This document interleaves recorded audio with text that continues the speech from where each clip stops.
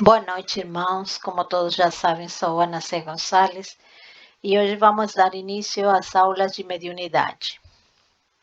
No tema de hoje, vamos estudar sobre a evolução histórica da mediunidade e entender como a mediunidade se apresentou desde o início dos tempos até a atualidade, como ela adquiriu a afeição que hoje nós conhecemos. Nós vamos entender como se deu esse desenvolvimento. Está claro que a mediunidade, pelo conhecimento que temos, que ela não iniciou como nós a identificamos hoje. Tudo é um processo, tudo, na verdade, decorre de um preparo para que as coisas aconteçam e evoluam no momento e na hora certa. Então, a mediunidade, como se encontra hoje em função da doutrina espírita, ela veio após muito tempo. Vamos entender então como esse processo evolutivo da mediunidade se deu, né? Como que é essa história da evolução da mediunidade. Sendo a mediunidade uma faculdade inerente ao ser humano, a comunicação entre os planos da vida sempre foi conhecida desde tempos imemoriais. Portanto, a mediunidade não surgiu com a doutrina espírita. A doutrina espírita veio ensinar, explicar, clarear o nosso conhecimento acerca da mediunidade. Mas a comunicabilidade com o plano espiritual e esse intercâmbio que a mediunidade permite sempre existiu, desde Moisés, com a sua mediunidade de efeitos físicos, e que nós todos conhecemos, né? Através da Bíblia, e inclusive através de filmes, né? Tem aí um muito famoso que é os 10 Mandamentos. Na Bíblia são inúmeras mediunidades proféticas de presciências, entre outras. Então, sempre existiu, mas a mediunidade com o tempo foi se aprimorando e desenvolvendo. Os primeiros habitantes do planeta chamavam Deus a qualquer coisa que lhes escapava ao conhecimento, né? Tais como fenômenos da natureza e indivíduos com habilidades que os distinguiam dos demais.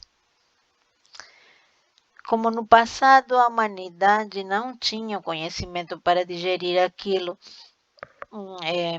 que era divino, aquilo que era humano, aquilo que era decorrente das leis naturais ou aquilo que era sobrenatural. Tudo aquilo que lhes escapava ao conhecimento ou ao entendimento, eles consideravam a conta de deuses.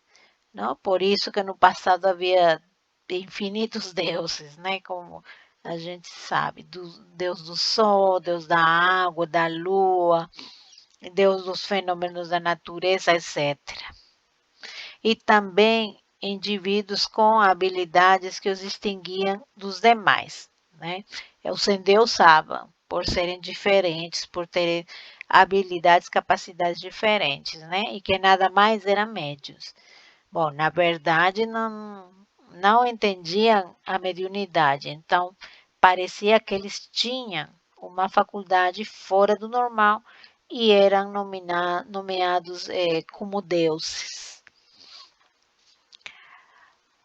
Rendiam-lhe culto e ofereciam aos deuses sacrifícios humanos e de animais, assim como oferendas dos frutos da terra.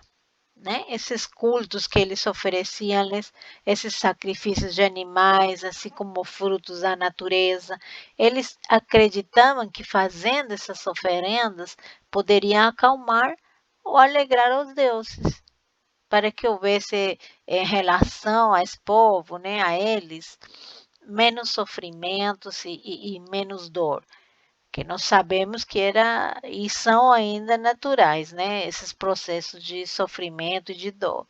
Só que nós agora já temos conhecimento disso, né? Para que serve o sofrimento e para que serve a dor? São nada mais que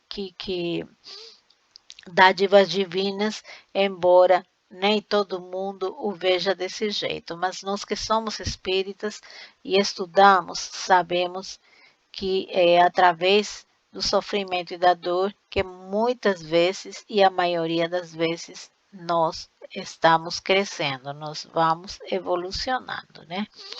Bom, mais estudos mais na frente vamos é, ver esses temas para podermos entendê-los melhor. Não? Então temos que eles entregavam essas oferendas intentando se favorecer, né?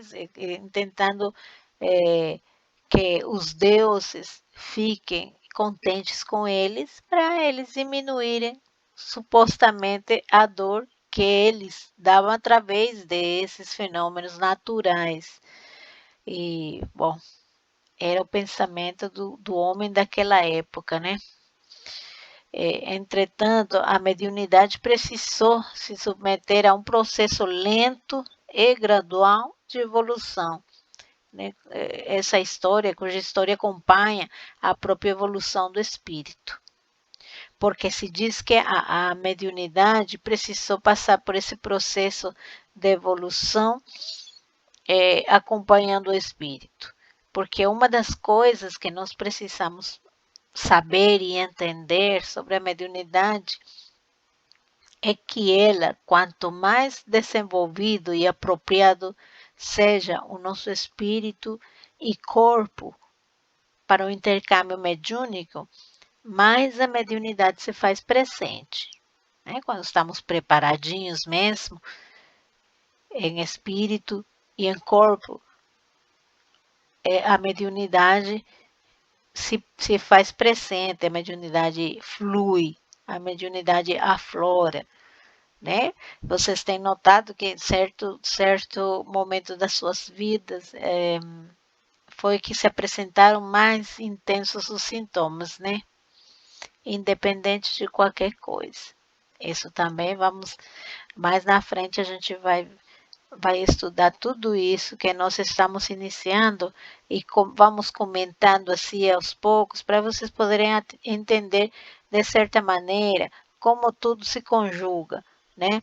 E possam ir entendendo o estudo desse tema agora.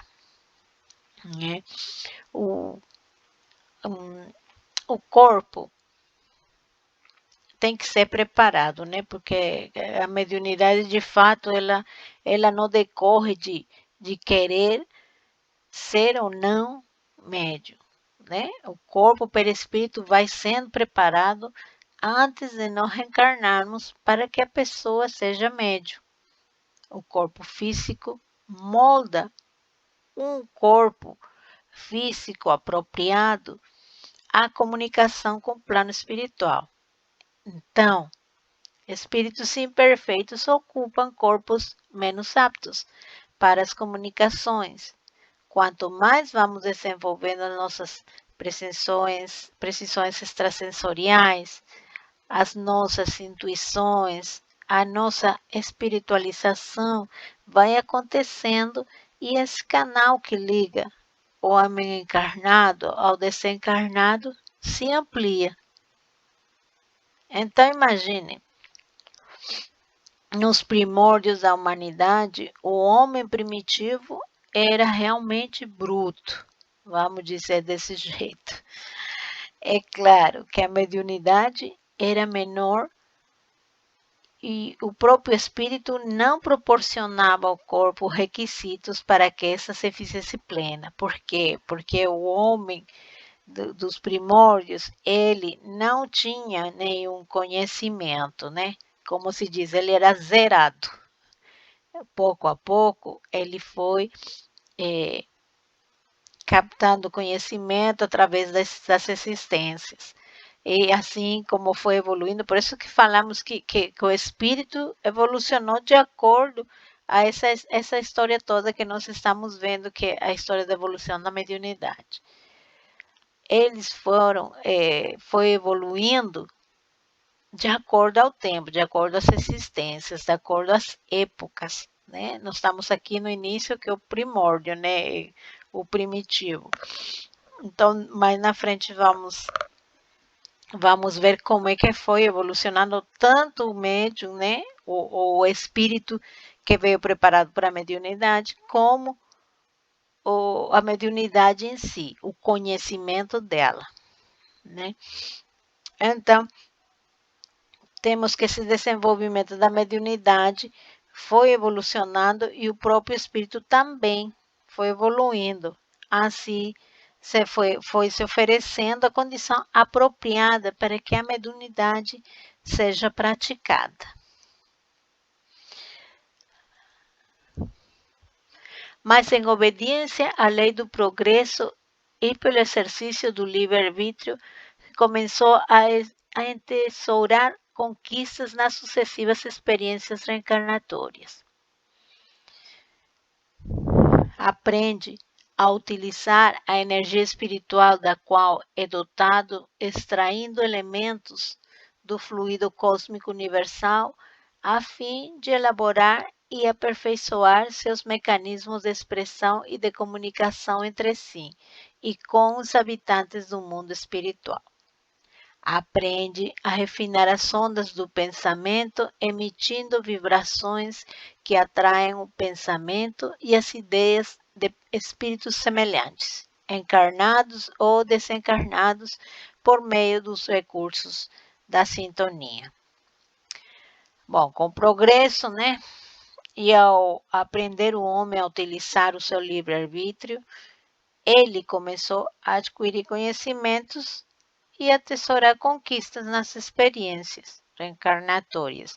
Conquistas essas que incorporam ao nosso espírito, né? Porque sabemos que tudo é arquivado no perispírito e essas experiências, essas conquistas terrenais, tudo isso que nós aprendemos, que nós vivenciamos, são arquivadas no nossa memória espiritual e são levadas. E tudo isso é o conhecimento intelectual, existencial, que o espírito vai assimilar, vai levar consigo para que nas seguintes experiências ele possa utilizar esse conhecimento, né? Ter essa oportunidade de, com a experiência, fazer melhor.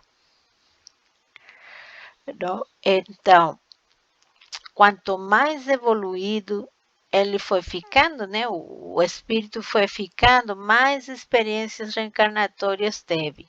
Ele foi ficando apto para utilizar a sua energia espiritual. E aí, qual é o primeiro estágio do desenvolvimento da mediunidade? É a sintonia, né? A sintonia que através dessa sintonia a intuição, comunicação e transmissão do pensamento, né? Um emite e o outro capta os pensamentos. Então é natural que essa sintonia se estabeleça para que essa captação exista. A partir disso, as intuições e inspirações começaram a surgir, né? Então, tem que ter essa sintonia para que as intuições, inspirações comecem a surgir. Embora o homem, né, dos primórdios não percebia, ele já era influenciado pelos espíritos. Havia aqueles que compreendiam melhor esse intercâmbio, né? Por isso se fala, como falamos no início, né, de pessoas que destacavam pela habilidade, pela capacidade que tinham de exercer a mediunidade, embora não sabiam, né? Embora de uma maneira incipiente, porque não havia conhecimento necessário e nem era, né, o conhecimento que nós temos hoje da mediunidade, mas já era exercida, né? Então, assim, inicia-se o processo da civilização propriamente dito, que tem a missão de mudar o planeta. O processo evolutivo não foi propriamente executado exclusivamente pelo indivíduo. Sempre esteve secundado pelas inteligências superiores, permitindo que o corpo espiritual, ou perispírito, se aperfeiçoasse também e, como resultado, produzisse um veículo físico apto a alçar voos mais altos. Tudo aconteceu com amparo e permissão da espiritualidade superior, como é sempre, né? Até sempre foi. É, tudo tem que ser permitido pela espiritualidade e com uma finalidade nobre, né? Nada é por acaso e nada é sem uma finalidade. Então, esse processo de civilização era necessário para que o homem aprenda a desenvolver seu intelecto, melhor utilizar seu livre-arbítrio e, com isso, evolucionar seu corpo perispiritual e assim consiga moldar um corpo físico apropriado e mais apto ao intercâmbio mediúnico. Por meio da sintonia, então, emite vibrações que atraem o pensamento e as ideias dos espíritos semelhantes, encarnados ou desencarnados. Não? Na obra Evolução em Dois Mundos, André Luiz afirma que a intuição foi o sistema inicial de intercâmbio, facilitando a comunhão das criaturas. Afirma também que a produção do pensamento contínuo pelo espírito que caracteriza a emissão mental do ser humano habilitou o perispírito a desprender-se parcialmente nos momentos do sono reparador. Então, se estabelece que a sintonia, né? Se estabelece a sintonia e a partir dela começa a haver a troca de pensamento, emissão e absorção. E aí a intuição começa a surgir. A primeira forma de captarmos os espíritos desencarnados foi a intuição.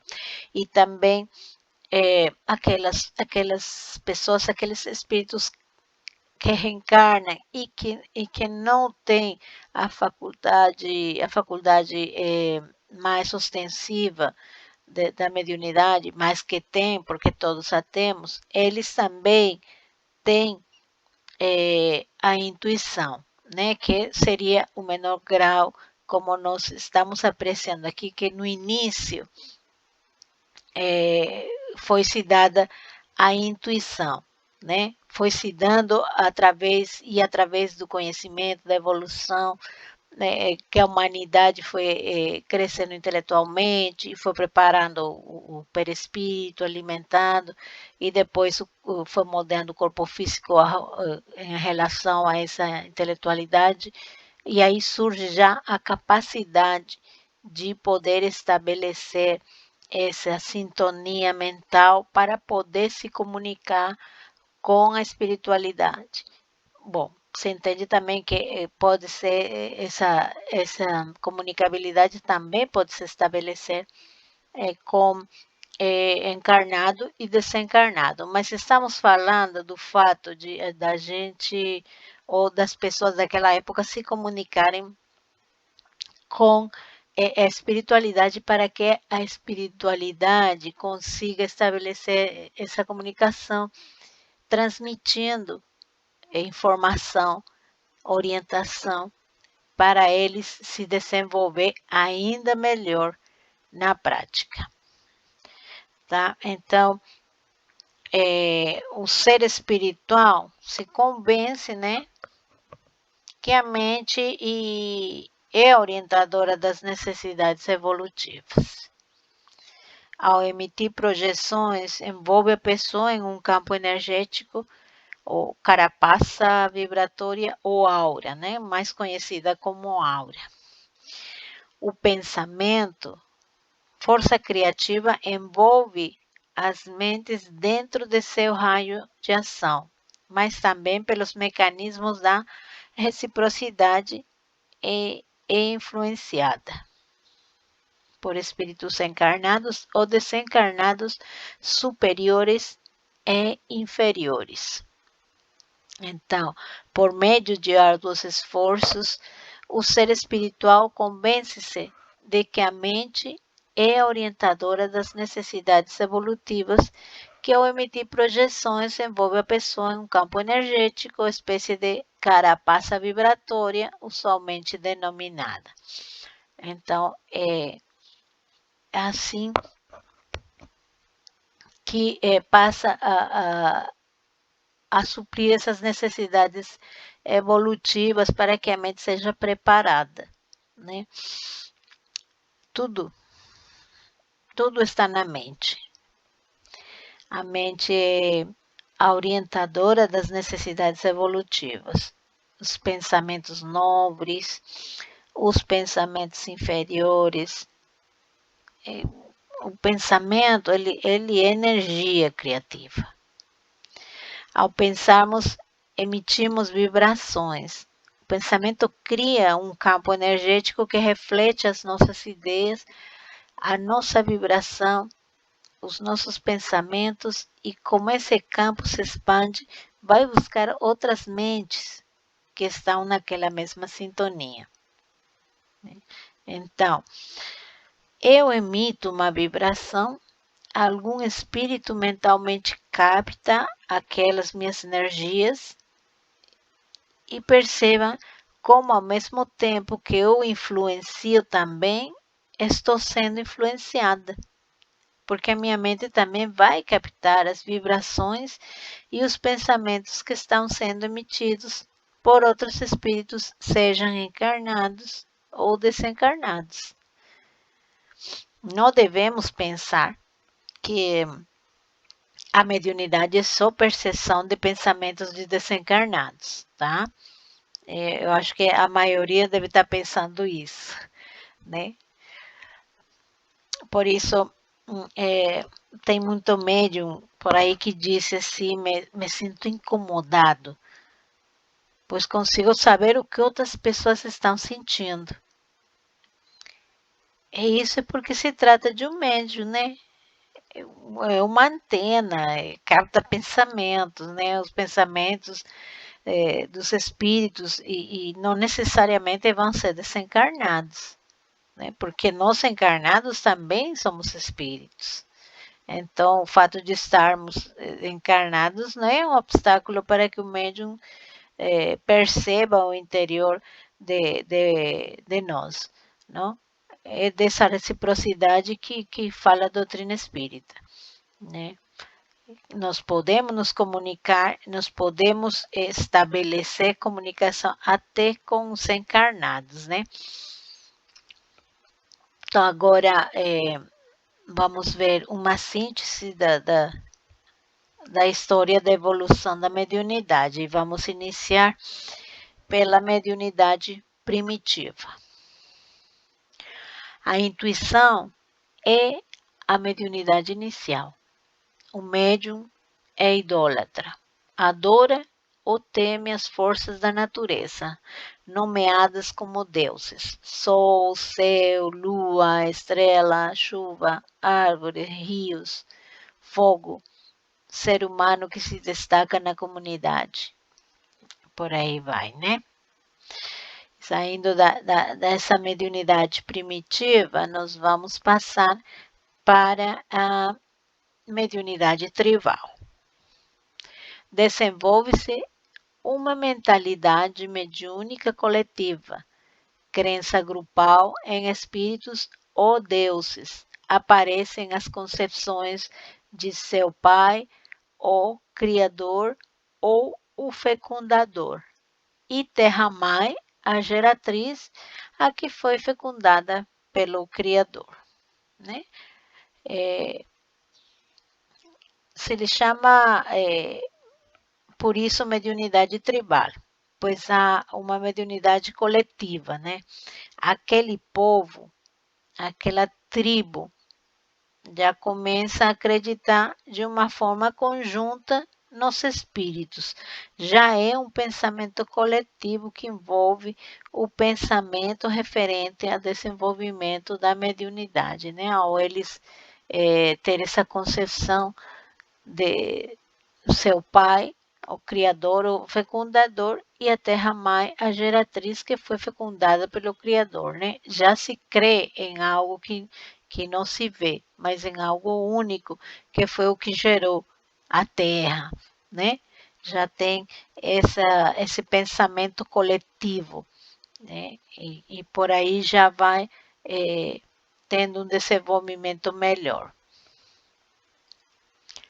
Agora passamos ao fetichismo. Forma mais aprimorada do mediunismo tribal apresentando forte colorido anímico pelo culto aos fetiches ou objetos materiais que representam a divindade ou os espíritos. Surge a figura do curandeiro ou feiticeiro, altamente respeitada e reverenciada, amada e temida pelos demais membros da tribo ou clã. Em algum momento, essas práticas se desdobraram em outras conhecidas atualmente como voodoo ou magia negra, né? Então, veja que no fetichismo se considera que apresenta um forte colorido anímico, devido a que o curandeiro, o feiticeiro, exercia a mediunidade, mas com o próprio animismo. Bom, e que seria o animismo, né?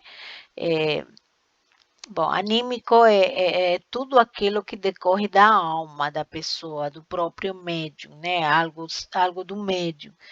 Todas as situações que o médium interfere expõem algo que é seu. Num processo de comunicação mediúnica se chamará animismo, né? Toda vez que ele ponha a sua contribuição do interno, do íntimo dele, vai ser chamado de animismo. Ou seja, animismo é algo que vem do próprio médium, que se origina do médium, ok? E nos próximos estudos nós vamos também ver o que é o animismo com mais detalhe, tá? Bom, aí foi seguindo, né?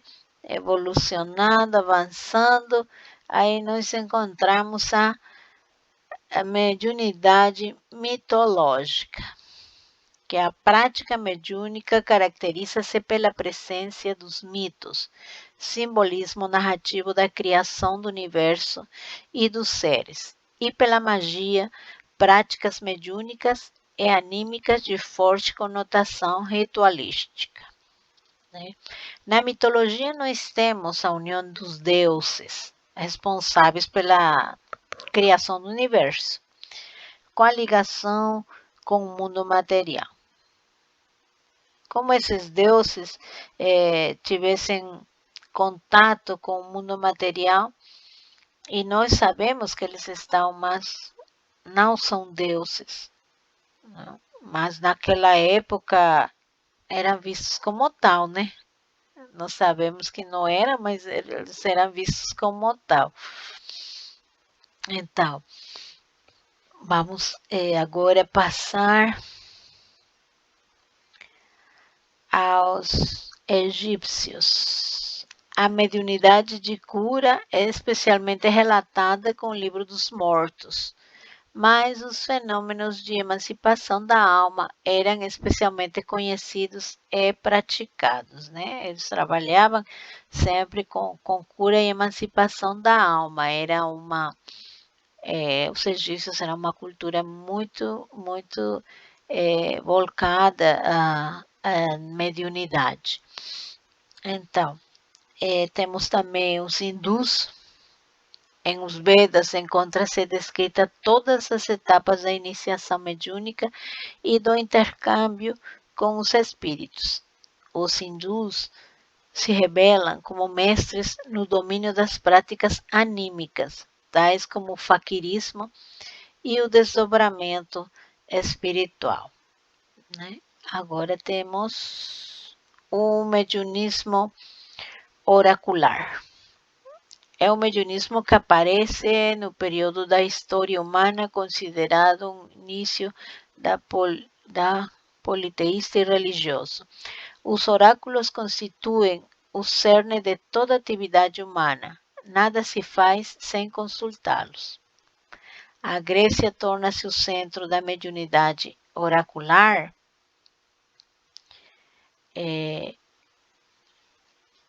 sendo o oráculo de Delfos o mais famoso. O oráculo pode representar a divindade que fala por voz direta, pode estar encarnada em um médium ou ocupar temporariamente o seu corpo para manifestar. Não? Nenhuma decisão era tomada sem consultar os oráculos, né? Decisões da sociedade e do governo eram tomadas após a consulta do oráculo, como consultar aos deuses. Então, essa mediunidade oracular não era apenas usado por alguns, sino que era presente em toda a coletividade, era usado de maneira geral, né? Entendiam que a divindade, os deuses, se comunicavam através desses médiuns, chamadas pitonissas, né? Que eram as que faziam a leitura do oráculo. E eram elas que transmitiam a palavra dos deuses, que nada mais eram, e hoje nós sabemos, né? Que os espíritos que se comunicavam através das pitonissas, que eram médiuns. Os oráculos não davam respostas prontas, pois desde sempre, e isso nós temos, nos médiuns e nos espíritas, temos sempre presente, né? Que a espiritualidade não resolve problemas, nem faz adivinhações.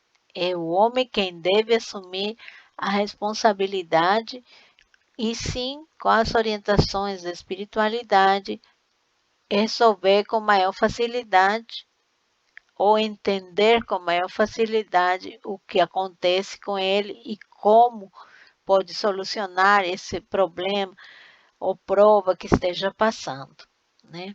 Isso tem que ter sempre claro, sobretudo quando a gente trabalha, é um trabalhador espiritual e recebe pessoas com muitos problemas, que isso aí nós vemos no centro espírita, sempre pessoas procurando ajuda, né? Mas tem umas que fazem confusão com o que é atendimento, elas vão para pedir coisas, elas vão pretendendo até o impossível, né? Ou até aquilo que vai dobrar o livre-arbítrio de outras pessoas. E isso não. E mesmo também a espiritualidade não trabalha falando futuro, jamais. Por quê? Porque o encarnado tem a mania de querer mudar, de modificar. Aí ele sai da sua programação existencial. Ele tem mania de querer pular as provas, né, as expiações. Então, por isso que a espiritualidade, ela só vai falar em casos excepcionais, de tal ou qual coisa que possa acontecer a alguém. Mas sempre com uma finalidade. Se não tiver finalidade, não vai ser falado, não é permitido, né? Então temos agora os judeus. A mediunidade é natural, revela-se exuberante e apresenta uma significativa variedade de fenômenos, os de efeitos físicos e os de efeitos inteligentes. O profetismo é o tipo de mediunismo que mais se destaca e que marca o surgimento da primeira religião relevada, o judaísmo. Nesse cenário surge a figura notável de Moisés, médium de vários e poderosos recursos, e quem Deus concedeu a missão de trazer ao mundo o decálogo ou os 10 mandamentos da lei divina. Moisés e os mandamentos, a primeira revelação, né? Moisés, a primeira revelação. A segunda foi Jesus e a terceira é a doutrina espírita, né? Então, temos agora o Pentecostes, né? No Novo Testamento, os apóstolos e discípulos de Jesus demonstram maior entendimento da mediunidade que, manifestada aos borbotões, é utilizada para auxiliar o próximo. O dia de Pentecostes é caracterizado por ser o maior feito mediúnico conhecido até então, Atos dos Apóstolos 2, 1 e 13. Né? E vemos na imagem a simbologia dos apóstolos e as famosas línguas de fogo. Né? Na verdade, os apóstolos começaram a evangelizar no Pentecostes, né? Começaram a evangelizar em vários idiomas, como se línguas de fogo caíssem sobre eles. Bom, nós sabemos hoje que essas línguas de fogo eram espíritos presentes que materializaram algumas partes deles, do seu suposto corpo, que assemelhavam línguas de fogo. O destacado desse fato é que os apóstolos utilizaram a mediunidade chamada xenoglossia, ou políglota, mediunidade políglota, né? Para falar em idiomas que eles não conheciam, o que caracteriza um fenômeno mediúnico, né? E para quem teve alguma vez oportunidade de receber na mesa como adotrinador algum espírito, nós vemos essa xenoglossia nos médiuns. Eu já tive essa oportunidade de escutar falar em outras línguas alguém que não a fala, né? Já vi falando em italiano, em inglês, em outras línguas, e no próprio espanhol, né? Porque no Brasil o idioma é o português. Então, um médium que não tem conhecimento de outros idiomas e que de repente incorpora numa mesa de trabalho e se comunica nesse idioma com fluência, esse médium tem a mediunidade de xenoglossia ou políglota, né? Bom, no caso não seria políglota, seria somente xenoglossia, porque políglota é quem fala, acho que é mais de 3 idiomas, aí já passa a ser políglota, né? Então, para falar esses idiomas que eles não conheciam, só nos deixa a pensar, para nós que já temos um conhecimento mais avançado, né, nesses tempos agora, que era realmente espíritos que se materializaram e que estavam presentes e que os apóstolos mediunizaram eles. Então, né, foi realmente um fenômeno mediúnico. Agora nós temos a Inquisição. Na Idade Média, a mediunidade é perseguida pela ignorância e fanatismo, e os médiuns são submetidos a suplícios, condenados a morrer, queimados nas fogueiras, pois as decisões inquisitoriais consideravam as manifestações dos espíritos ação de forças diabólicas. O martírio, a que inúmeros médiuns foram submetidos, principalmente por efeito da ignorância, prossegue ainda nos primeiros dias do Espiritismo. Né? Esse martírio, essa crítica, ainda existe em consequência da falta de conhecimento, né, sobre os fenômenos mediúnicos. Mesmo até dentro da doutrina ainda se confunde. Ainda essa mania inquisidora não acabou.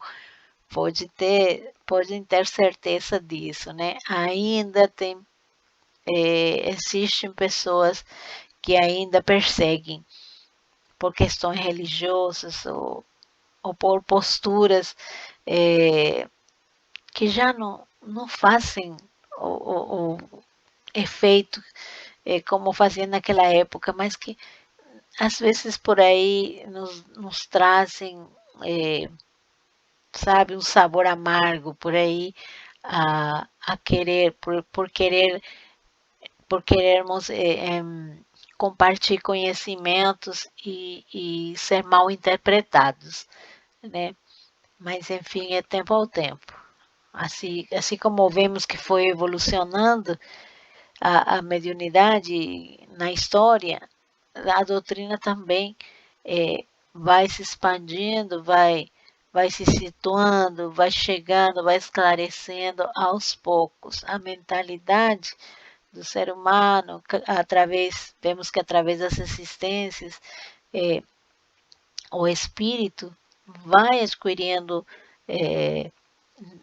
maior conhecimento, né? Vai trabalhando mais essa parte intelectual, então vai abrindo a mente ao conhecimento e vai assimilando. Então, é questão de tempo, sem pressas. Não tivemos pressa para esperar, né? Que a mediunidade seja compreendida. A espiritualidade inteligentemente foi trazendo de maneira tranquila, de maneira calma, todo esse conhecimento, foi moldeando tudo no planeta para que isso se dê. E continua assim. Bom, vamos passar ao seguinte.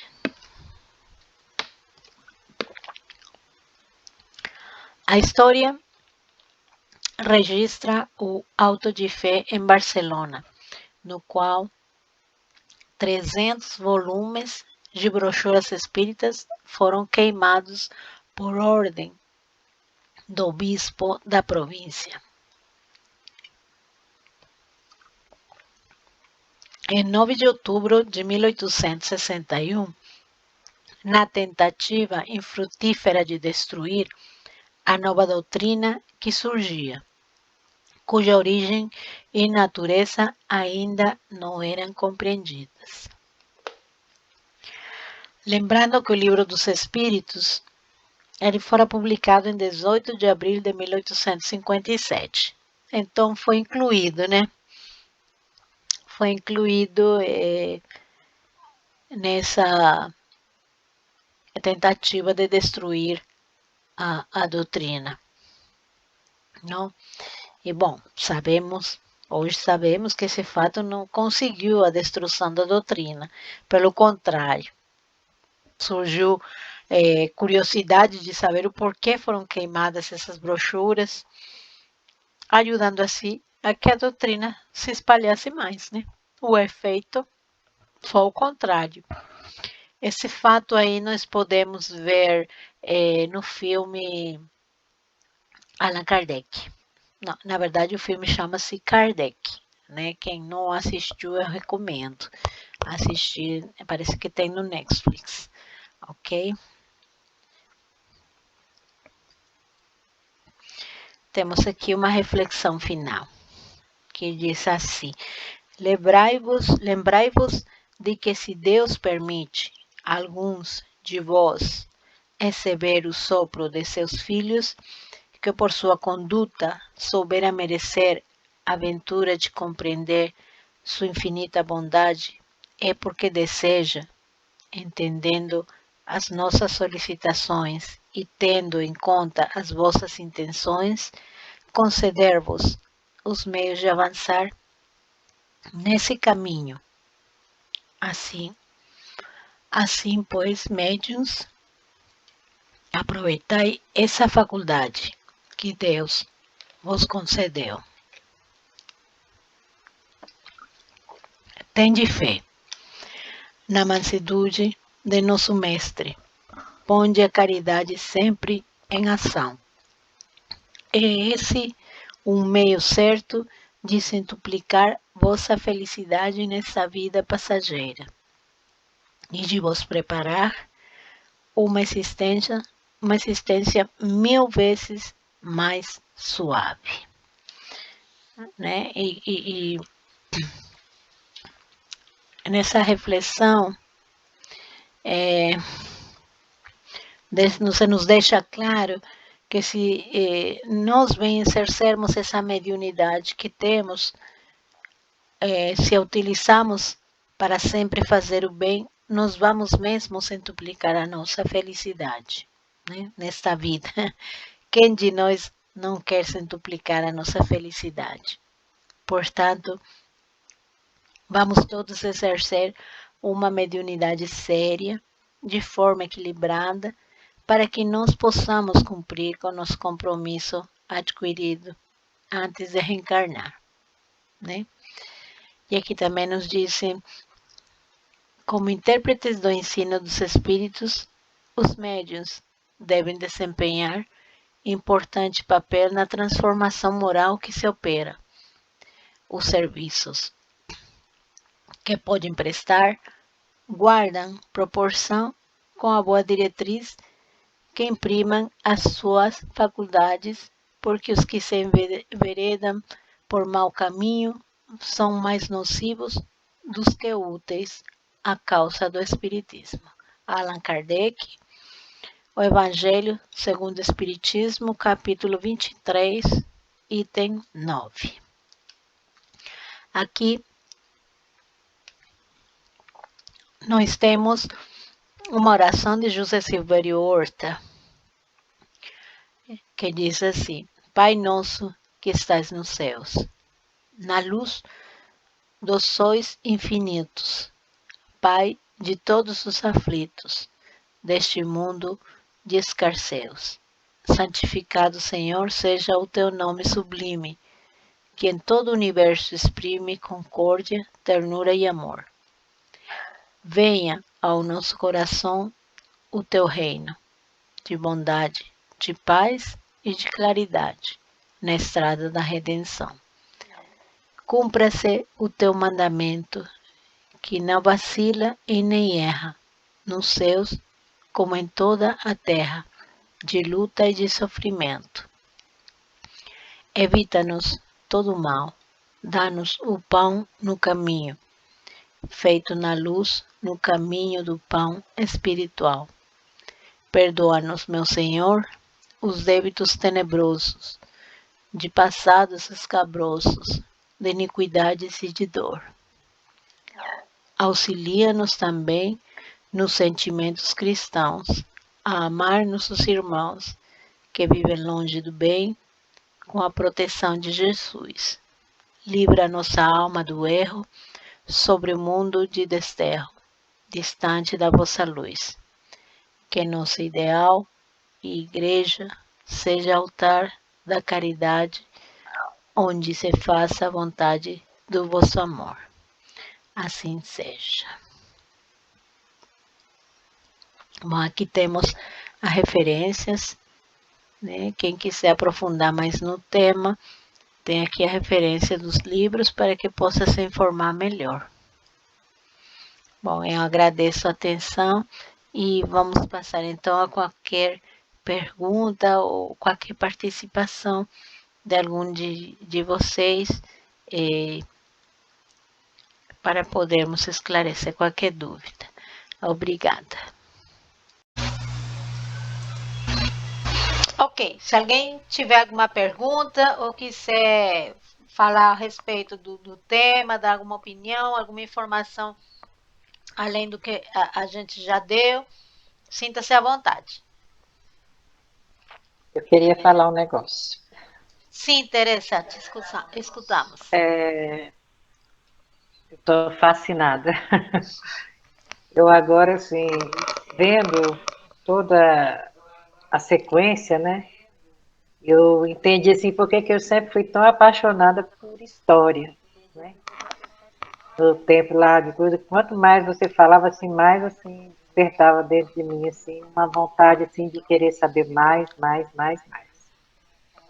É, é muito importante esse, esse tema, assim, saber, para a gente alimentar, assim, a nossa vontade de aprender, de servir, né? Muitas vezes, assim, a vida vem assim, dá um baque na gente, a gente fica desmotivado, né? E assim, é muito bom estudar, muito bom mesmo. Eu só tenho a agradecer. Estou doidinha para pegar e ver os próximos.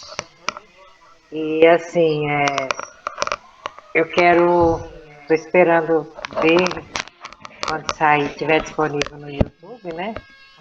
Para poder ver assim com mais calma. Mas uma coisa que me chamou bastante atenção no que você falou, eu queria assim, se você pudesse falar, explicar um pouquinho melhor, é, foi da parte do Pentecostes, assim, né? Porque é Ah, como se você pudesse explicar um pouquinho melhor para mim, a certo, parte de sim, Pentecostes. sim, sim, Teresa, obrigada pelas suas palavras e certamente nós temos o compromisso de toda vez o estar, né, fazer do estudo uma rotina, vamos chamar assim. É, nós precisamos, como médios, continuar alimentando o nosso intelecto para poder alimentar o nosso corpo perispiritual e assim podermos oferecer o melhor aqueles requisitos para a gente ter ou praticar uma mediunidade de melhor qualidade, né? É através do conhecimento que a gente vai adquirindo isso. Então, referente ao Pentecostes, é, nós sabemos desse episódio em que os apóstolos, eles saíram para evangelizar e de repente eles começaram a falar em outros idiomas, né? Esse fato é conhecido como as línguas de fogo.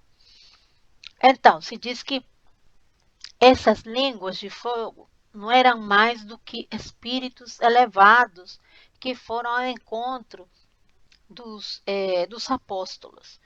Os apóstolos, eles eram médiuns e eles tinham certo conhecimento que foi transmitido por Jesus. Jesus, logicamente, era um espírito de luz e que quando esteve encarnado na Terra, ele exerceu um trabalho mediúnico. Um trabalho mediúnico que talvez nenhum médium já encarnado teve essa possibilidade de cura, essa possibilidade de transmitir amor e através da palavra, através dos atos e tudo aquilo que ele nos deixou com o evangelho de amor que ele se propôs entregar para nós e que logicamente nós não estávamos preparados, né? Ele transmitiu e os discípulos dele, os apóstolos, eles sabiam disso, né? Sabiam disso não na intensidade que nós sabemos agora o que é mediunidade. Sabia que tinha um fato diferente, não que era chamado de milagre, de algo divino, né? De algo que tinha a mão de Deus. E ele, como filho de Deus, era considerado muito especial, de acordo também a todos esses fatos que aconteceram. Mas dentro desses ensinamentos, os apóstolos, eles conseguiram desenvolver a sua espiritualidade. A eles desenvolverem com todo o conhecimento que Jesus deixou e que eu acho que naquele tempo a humanidade não entendeu, mas os apóstolos entenderam em uma porcentagem maior do que o povo daquele tempo, né? Então, eles passaram para frente em questões espirituais e conseguiam fazer essa mediunização sem sequer eles saberem ao certo exatamente que estava mediunizado. Mas a mediunização no Pentecostes se dá. E se dá com essa materialização dos espíritos que não foi completa. Se diz que essas línguas de fogo era de certa maneira materialização de partes desses espíritos. E imediatamente eles fazem o evangelho em outros idiomas que jamais eles tinham conhecido. Né? Aí que vemos a chamada mediunidade xenoglossia, né? Ou poliglota. Né? Eu fiquei falando políglota em espanhol para vocês e depois que eu vi a gravação eu vi que era poliglota. Mas dá para entender, né? Em português é poliglota. Então, foi isso que aconteceu no Pentecostes. E esse fato tem sido considerado como um dos maiores fenômenos mediúnicos até agora. Né? É claro que hoje em dia nós podemos, como eu comentei no momento, nós podemos apreciar esse fenômeno talvez numa mesa de trabalho. Eu teve já oportunidade, várias oportunidades, tanto na escrita como na incorporação de escutar falar em outros idiomas a médiuns que sequer tinham um estudo completo, o básico completo. Então, muito menos o idioma. Né? E falar fluentemente é realmente um fenômeno mediúnico, xenoglossia. Então, essa é a minha resposta para a Tereza. Obrigada, Tereza. Alguém mais gostaria de falar alguma coisa a respeito do tema ou fazer alguma pergunta? Tá todo mundo tranquilo, então? Ótimo, então. Cecília, eu queria só agradecer, né? Igual a Tereza falou, foi muito mas legal. vamos falar os agradecimentos que você quer falar. É muito bom sempre ouvir vocês e sobretudo, que a gente quebre esse gelo aí e comece a participação, a gente se conhecer também. Estamos te escutando, Luísa. Primeiro agradecer, né? Igual a Tereza, as palavras que a Tereza falou, expressou tudo que eu estou sentindo também. Eu estou muito maravilhada com o estudo. E aí a dúvida dela também era a minha dúvida do Pentecostes e me esclareceu. Só que aí eu queria só fazer um comentário em relação à Inquisição, né? Se não me engano, foi na Idade Média, né? A Inquisição. Uhum. E assim, foi algo muito grandioso, né? Que muitas mulheres foram queimadas nas fogueiras, os cientistas. Então foi um retrocesso muito grande para a ciência, mas principalmente para a questão do espiritismo, da espiritualidade em si, né? Que as mulheres falavam que eram bruxas, as mulheres que tinham o entendimento das ervas, das fases da lua e tudo mais. Então, assim, a gente fica refletindo assim de como é que pode chegar, que ponto que pode chegar a ignorância, né, do ser humano em pensar que as pessoas que pensam diferente, que têm um conhecimento diferente do que a maioria tinha, era considerado como diferente a ponto de ser queimado em fogueiras, né? Pois é, Luísa. Obrigada pelas suas palavras, né, iniciais. E sim, a Inquisição realmente foi formada justamente para calar esse lado aí que o povo foi descobrindo, né? O poder das ervas, o poder espiritual, né? De certa maneira, a igreja ela não queria que perdesse os símbolos da igreja perdessem para tudo aquilo que ia sendo descoberto. Então, tipo assim, foi um freio, inclusive, até para o desenvolvimento mais rápido da espiritualidade. Né? Vemos o que aconteceu, que foi queimado tudo aquilo todo aquele trabalho de Allan Kardec, mas nem assim conseguiram deter o avanço da doutrina espírita, né? Mas eles, pelo contrário, no lugar de deter, eles fizeram com que o povo tivesse, assim, tipo, mais curiosidade, né? Por que foi queimado, o que continha essas brochuras, esses livros, o que de ruim tinha, porque nós sempre somos levados pela curiosidade, né? Então, daí para frente, foi crescendo, às vezes, e até agora é rejeitada a doutrina espírita justamente por esses fatos da Inquisição. Ainda está muito marcado. O poder da igreja ainda é muito forte e, bom, é um trabalho de séculos que a igreja vem fazendo conosco, né? E muitas vezes até ocultando informação, ou então distorcendo informação e formando os povos, de acordo às regiões, desse jeito, de acordo às informações convenientes que eles possam manter. Mas hoje em dia parece que a situação está se modificando, né? Com esse novo Papa que a gente tem, que é o Francisco, que é um pouco mais aberto, que é um pouco mais liberal nesse sentido. E acredito que aos poucos a gente vai conseguindo ter aquela liberdade de saber o que é e o que não é, né? Sem que seja ocultado pela igreja. A igreja é muito, muito, muito e sempre foi muito poderosa. E naquela época tudo foi pelo poder. Então, realmente a Inquisição teve umas consequências fatais em alguns povos.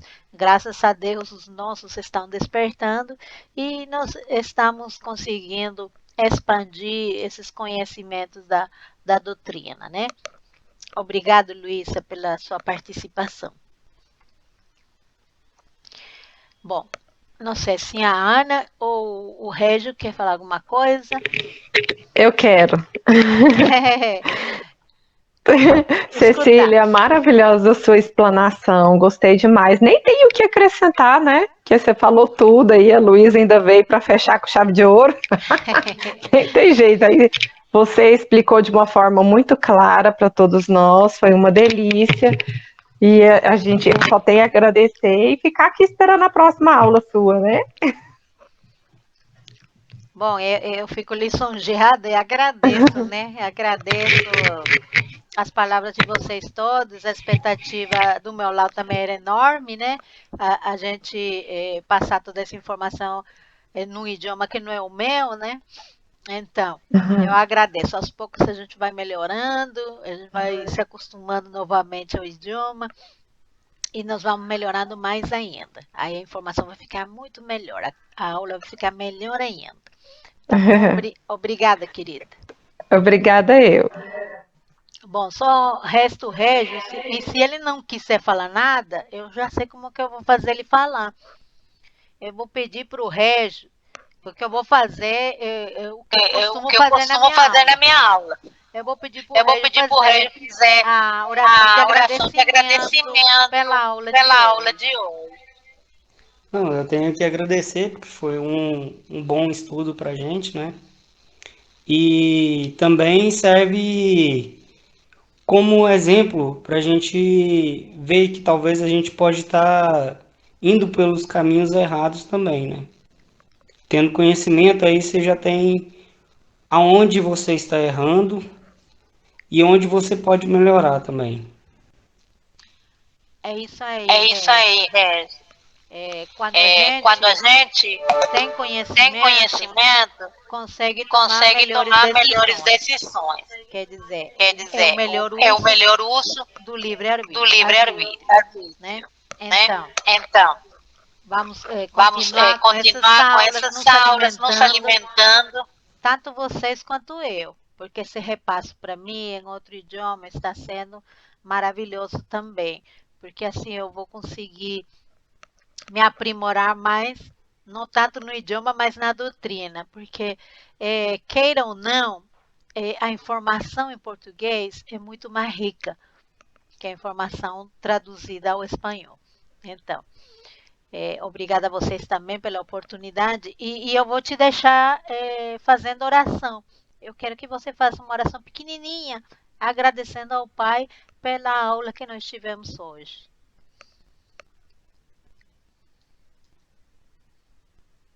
Bem, então vamos lá, né?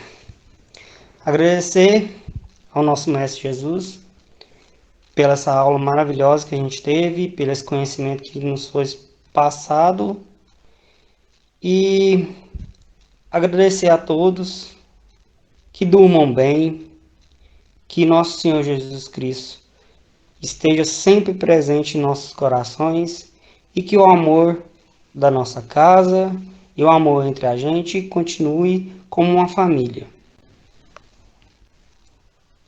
Que assim Assim seja. seja. Bom, muito obrigada a todos. Segunda que vem tem a aula da Jéssica, que é a importância dos banhos de descarrego, parece. E aí, na seguinte, novamente eu, ok? Obrigada a todos, fiquem com Deus. Até a próxima oportunidade. Cecília.